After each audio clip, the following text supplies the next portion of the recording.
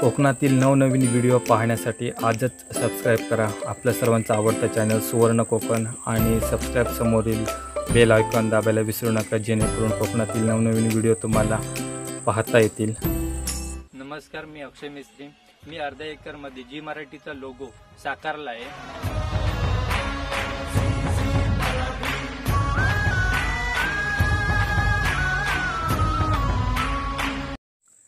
नमस्कार मित्रांनो, मी आशिष नाटककर सुवर्ण कोकण यूट्यूब चॅनलमध्ये तुमचं सगळ्यांचं स्वागत करतो. तर सुवर्ण कोकणच्या आजच्या भागात आपण भेटणार आहोत अक्षय मेस्त्री यांना.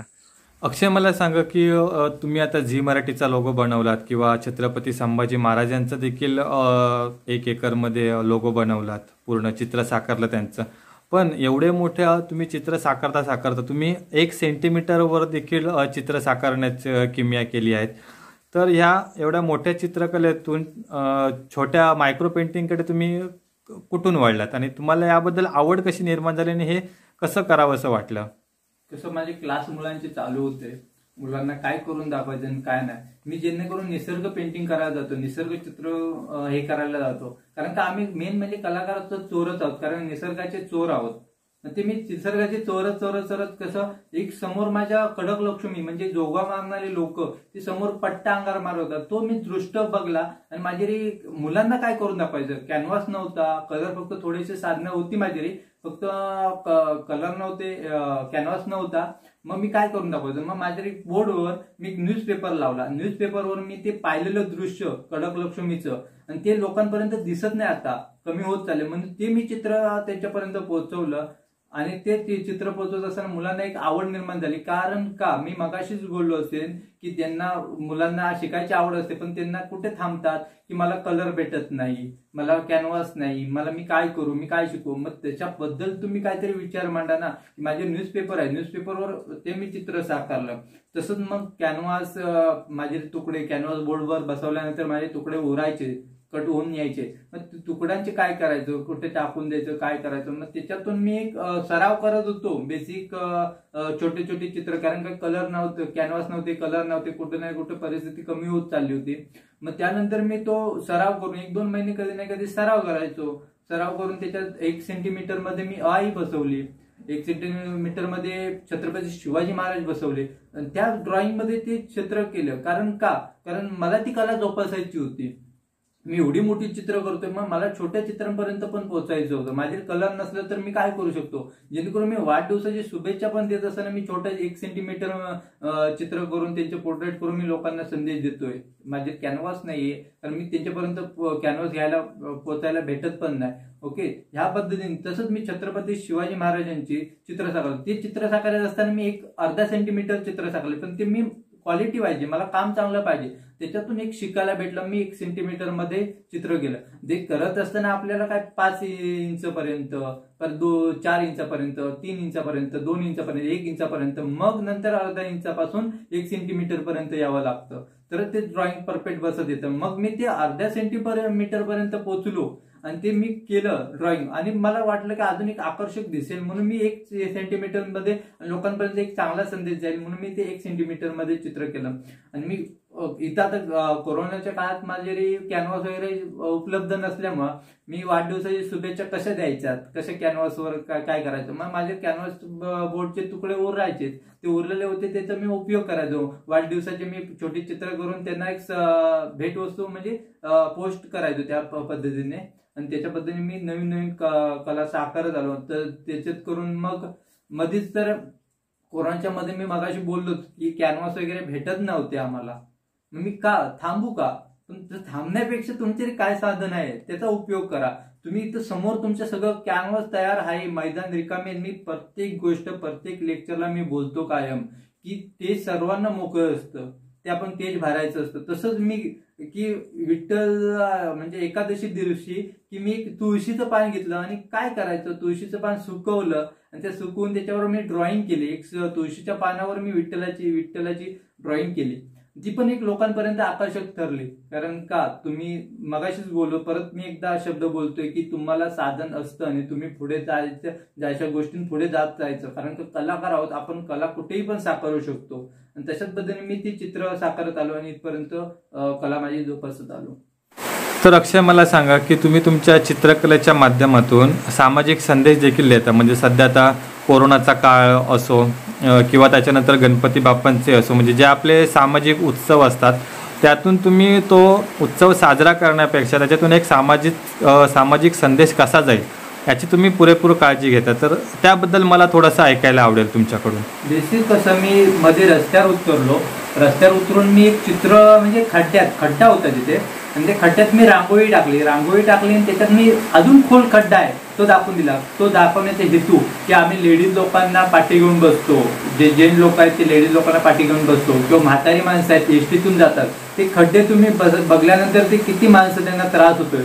ते आपल्या कोकणात किंवा छत्रपती शिवाजी महाराजांच्या किल्ल्यावर जात असताना किंवा आमच्या पर्यटन कोकणात येत असतात पर्यटक लोक, त्यांना तुम्ही चांगला रस्ता नसेल तर तो रस्ता त्यांच्यापर्यंत सोयीचा नसेल तर तो काय उपयोग, की लोक येण्याचे कमीच होणार आणि पब्लिसिटी आपली कोकणातली आहे किंवा आपल्या कोकणातला पर्यटन आहे ते बघायचे कमीच संधी भेटणार त्या लोकांना. म्हणून तुम्ही ते खड्ड्यामध्ये कसं एक रांगोळी टाकली आणि त्याच्यातून एक संदेश देण्याचा प्रयत्न केला.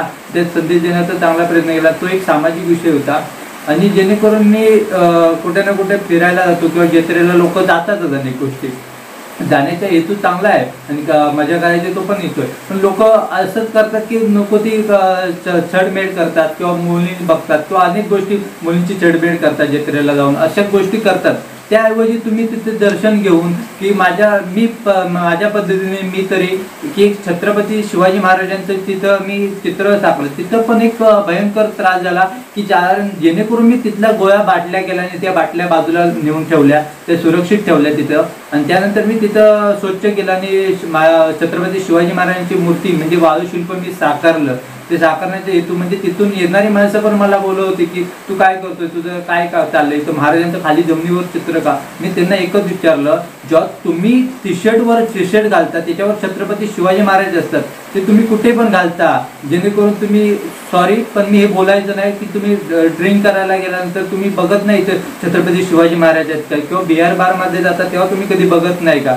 जेणेकरून तेच नाही तर गाडीवर धूर बसते तिथे छत्रपती शिवाजी महाराज आपले असतात, पण हे मी मूर्ती रेतीमध्ये टाकतो किंवा रेतीमध्ये करतो ते तुम्हाला दिसत नाही का. तुम्ही फक्त आम्ही ही कला साकारतोय की तुम्ही आमच्या कलेतून संदेश देतोय ते तुम्हाला बघवत नाहीत का. म्हणजे हा मला तो प्रश्न पडला की मी असं त्यांना थोडक्यात उत्तर सांगलं की जेणेकरून लोकांनी पण समजून घ्यायला पाहिजे. त्यानंतर मी मुलांना अडचण व्हायची हायवेत, म्हणजे 4 पदरी रोड चालला होता आमच्या याला तरे रोडने, पण त्याच्या समोर एक इंग्लिश मीडियम मध्ये आहे किंवा एक पलीकडे गाव आहे तिथून गुरं जातात किंवा इकडे एक हायस्कूल आहे आणि इथे कॉलेज आहे, असे तिथं कुत्रा आढळतं आणि कुत्र्याचं ऍक्सिडेंट होतंय. म्हणजे ह्याच्यात करून माणसाचं का होऊ शकत नाही, जेणेकरून लहान मुलं तिथं पलीकडे जाऊ शकत नाही. मग त्याच्यातून मी एक उडण पुलाचं एक चित्र ड्रॉइंग केलं होतं आणि एक तो लोकांपर्यंत संदेश देण्याचा प्रयत्न केला.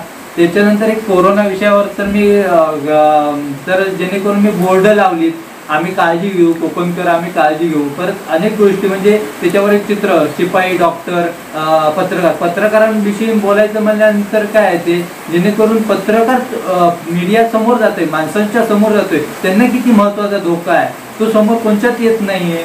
कारण जेणेकरून त्यांना तो धोका आपल्यापर्यंत कोकणातल्या ग्रामीण भागातल्या माणसांपर्यंत पोहोचवण्याचा त्यांचा तो हेतू आहे पत्रकारांचा, आणि ते किती समोर आहे पण ते समोर दिसत नाही. पण परत जेणेकरून मी ते एक चित्र साकारलं होतं. त्यानंतर मी भाजीपाला शेतात चित्र करून मी मगाशीच बोललो असेल ते भाजीपाला केला एक 15 गुंठ्यात. तो एक सामाजिक विषय गरीब माणसांना किंवा गरजू माणसांना किंवा आश्रम लोकांपर्यंत पोहोचायचो, जेणेकरून माझी कलाच हातात होती.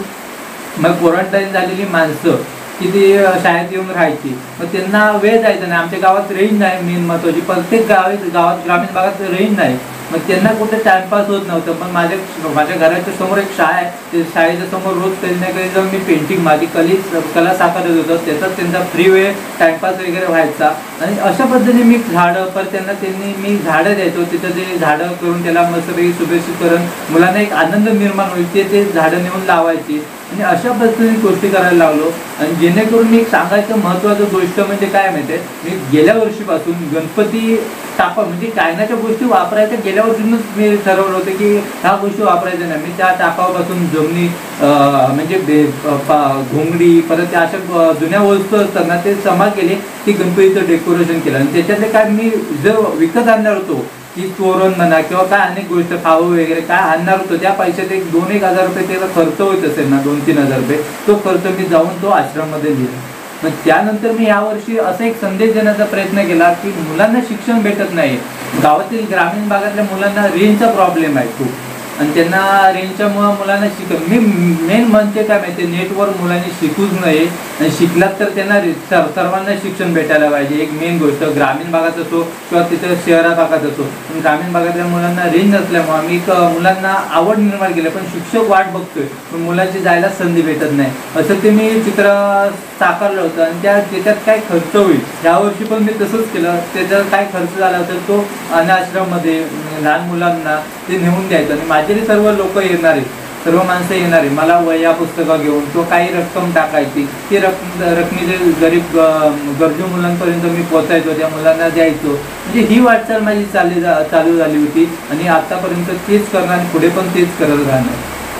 तर अक्षय मला सांगा की आतापर्यंत तुम्ही एवढी चांगली चित्र वगैरे रेखाटली आहेत आणि आता सध्या पण तुमचं काम चालू आहे जोरात, तर भविष्यात आता तुमचं काय प्लॅनिंग आहे? तुम्ही कोणत्या प्रकारची चित्र वगैरे काढणार आहात किंवा कोणत्या प्रकारचा सामाजिक संदेश तुम्ही लोकांपर्यंत पोहोचवणार आहात? सांगायची गोष्ट म्हणल्यानंतर मी सुरुवात माझ्या पायापासून करतो. मी कधीच भरारी मोठी घेत नाही की मी सुरुवात माझ्या घराच्या पावलीपासून करतो. तसंच मी गावात पोहोचतो, नंतर मी तालुक्यात पंचक्रोशी तालुक्यात, मग सिंधुदुर्ग जिल्ह्यात, की तसंच मी माझ्या बाजूच्या किल्ल्यावर मी पोहोचणार आता. आणि किल्ल्याची सुशोभीकरण लोक जातात बघतात नाही, फक्त फोटो काढतात लोकांपर्यंत प्रसिद्धी करतात. त्याऐवजी होण्यापेक्षा जेणेकरून तिथं किल्ले आहे ते किल्ल्यांची स्वच्छता करायची, तिथं काहीतरी जेणेकरून तुम्ही जर 50 गेला 100 जण जर गेला, तुम्ही 1000 जण गेलात तर तुम्ही तिथले एक झाड उकळून किंवा रान कवतात किंवा कुठे काही नाही काय पालवी आली असेल ती फक्त साफसफाई करून तुम्ही आलात तरी सगळी निर्मळ होऊ शकते किल्ल्यांची. तसंच माझं एक चित्र मी आता त्या चित्राच्या माध्यमातून मी ते किल्ले आहेत ते किल्ले म्हणजे काही कारणानुसार ते पडत आलेले आहेत, ते पडल्या किल्ल्यांची मी ड्रॉइंग करणार आणि त्याच्यातून लोकांपर्यंत संदेश पोहोचवणार आहे. आणि ती एक मी आता चालूच केलंय कामं आणि ती आता ह्यापर्यंत लोकांपर्यंत सामाजिक संदेश मी पोहोचवतोय. आणि मेन हेतू म्हणजे त्या करण्याचा हेतू आहे की छत्रपती शिवाजी महाराज आपले समोर आहेत आणि तुम्ही बोलता परत या शिवाजी महाराज, छत्रपती शिवाजी महाराज परत या. तर ते बोलण्यापेक्षा छत्रपती शिवाजी महाराज ते फक्त आपल्याला संधी देतात, तुम्हाला दाखवून देतात तुम्ही काय करायचं, ते तुम्ही त्याचं पालनच करत नाहीये. मग ते तुम्ही बोलवण्यापेक्षा ते काय सांगतात, ते काय समोर आहे ते तुम्ही करायला बघा आणि तेच मी ते करत चाललोय. आणि ते त्या करण्याचा उद्देश मला तोच आहे की मला छत्रपती शिवाजी महाराज मला सांगतात तू ह्या पलीकडे हे काम करत जा आणि तू माझ्या समोर ते दिसतं ते मी करत चाललोय. तर अक्षय, मला आता तुमची सध्याची चित्र वगैरे काढलेली असेल तर ते बघायला आवडेल. मी आता सुरुवातीक हेच काम करत आलोय. आता हे पेंटिंग चालू आहे माझं. घरी पावसामुळे कुठे बाहेर जाता येत त्यामुळे माझं हे छोट्या मुलाचं एक पेंटिंग चालू आहे. त्याच्यानंतर तुम्ही माझ्या गॅलरीत आल्यानंतर माझं हे असं म्हणजे कोरोनाचा विषय बोललो होतो तुम्हाला की कसं आहे पेंटिंग काय आहे, त्या पेंटिंगला मी असं चित्र